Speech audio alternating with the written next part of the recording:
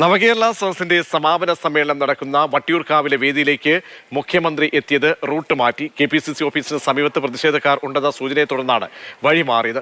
കഴക്കൂട്ടത്തു നിന്നും വട്ടിയൂർക്കാവിലേക്ക് പോകാനാകില്ലെന്ന് ചിലർ പ്രഖ്യാപിച്ചിരുന്നുവെന്നും പോകാൻ തീരുമാനിച്ചാൽ പോകുമെന്നും മുഖ്യമന്ത്രി പറയുകയും ചെയ്തു. പ്രശാന്ത് കൃഷ്ണ ചേരുന്നുണ്ട്. പ്രശാന്ത്, ഈ വലിയ പ്രതിഷേധമൊക്കെ വഴിനീളെ ഉണ്ടാകും. മഹിളാ കോൺഗ്രസിൻ്റെതടക്കം ഇതൊക്കെ മുന്നിൽ കണ്ടുകൊണ്ടാണോ ഇങ്ങനെ ഒരു നീക്കം നടത്തുന്നത്? അതും ഈ നവകേരള സദസ്സിന്റെ ഈ അന്തിമഘട്ടത്തിൽ എത്തുമ്പോഴുണ്ടാകുന്ന ഒരു നമ്മൾ ഇതുവരെയും കാണാത്ത ഒരു നടപടിയിലേക്ക് പോകേണ്ടി വന്നത് എന്തുകൊണ്ടാണ്?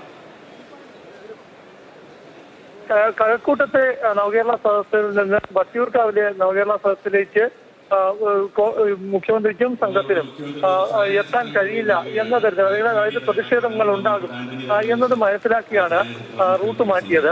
അതായത് KPCC ഓഫീസിന് സമയത്ത് പ്രതിഷേധക്കാർ ഉണ്ടെന്ന സൂചന പോലീസിന് ലഭിച്ചതിനെ തുടർന്ന് മുഖ്യമന്ത്രിയുടെ ഈ ബസ് വാഹനം വരുന്ന റൂട്ട് മാറ്റി കഴക്കൂട്ടത്ത് നിന്ന് അതിനാൽ അമ്പലമുക്ക് വഴിയാണ് ഈ നവകേരള സദസ്സിലെ ബസ് എത്തിയത്.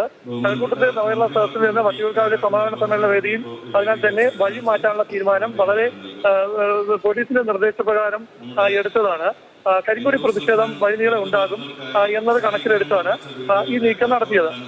അപ്പോഴും ഇങ്ങനെ റൂട്ട് മാറ്റിയാണ് മുഖ്യമന്ത്രി വട്ടിയൂർക്കാവിലെ വേദിയിലേക്ക് 8 മണിയോടെ എത്തിച്ചേർന്നത്. പക്ഷെ എത്തിച്ചേർന്നതിന് ശേഷം മുഖ്യമന്ത്രി പരോക്ഷമായി ഈ വിഷയം പറയുകയും ചെയ്തു. അതായത് കഴക്കൂട്ടത്ത് നിന്ന് വട്ടിയൂർക്കാവിലേക്ക് പോകാനാകില്ല എന്ന് ചിലർ പ്രഖ്യാപിച്ചു. പക്ഷെ പോകാൻ തീരുമാനിച്ചാൽ പോവുക തന്നെ ചെയ്യും.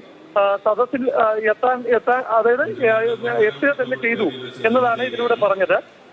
അപ്പോഴും റൂട്ട് മാറ്റിയാണ് അവിടെ എത്തി എന്നതാണ്, അതായത് പ്രതിഷേധം കണക്കിലെടുത്ത് റൂട്ട് മാറ്റി എത്തി എന്നതാണ് പ്രധാനപ്പെട്ട കാര്യം. പിന്നെ മുഖ്യമന്ത്രി ഈ സദസ്സിൽ സംസാരിച്ചത് സമാപന സമ്മേളനമാണ്. അതുകൊണ്ട് തന്നെ പ്രതിപക്ഷത്തെ കടന്നാക്രമിച്ചുകൊണ്ട് സംസാരിച്ചു. ഈ നവകേരള സദസ്സിന്റെ ലക്ഷ്യം തന്നെ ആർക്കും എതിരായിരുന്നില്ല, കേന്ദ്ര സർക്കാരിനെതിരായിട്ടായിരുന്നു, ഇവിടെ പ്രതിപക്ഷത്തിനെതിരായിട്ടായിരുന്നില്ല. പക്ഷേ പ്രതിപക്ഷത്തോട് അതുകൊണ്ട് കേന്ദ്രം സംസ്ഥാനത്തെ സാമ്പത്തികമായി ഞെരുക്കുമ്പോൾ സഹകരിക്കണമെന്ന നിലപാട് സർക്കാർ സ്വീകരിച്ചു. പക്ഷേ പ്രതിപക്ഷം അതിനെ നിരസിക്കുന്ന നിലപാടെടുത്ത് മുന്നോട്ട് പോയി. ഇത്തരം കാര്യങ്ങളെല്ലാം തന്നെ മുഖ്യമന്ത്രി വിശദീകരിച്ചതിനൊപ്പം തന്നെ സർക്കാരിന്റെ 7 വർഷക്കാലത്തെ നേട്ടങ്ങൾ അക്കമിട്ട് നിരത്തി. ഇത് പറയുമ്പോഴും പ്രതിപക്ഷം ഈ നവകേരള സദസ്സിനെ മുഖ്യമന്ത്രി മന്ത്രിമാരുടെ യാത്രയ്ക്ക് നേരെ കരിങ്കൊടി വീശി പ്രകോപനം സൃഷ്ടിക്കാനാണ് തീരുമാനിച്ചത്. അതവർ നടപ്പാക്കി. പക്ഷെ ആരും പ്രകോപിതരാകരുത് എന്ന നിലപാടാണ് ആദ്യം മുതലേ സ്വീകരിച്ചത്. പിന്നീട് പലരെയും കരിങ്കൊടി കാണിച്ച പലരെയും നേരിട്ടതിനെ ന്യായീകരിച്ച് മുഖ്യമന്ത്രി സംസാരിച്ചു. ശരി, പ്രശാന്ത് കൃഷ്ണയാണ് വിവരങ്ങൾ നൽകിയത്.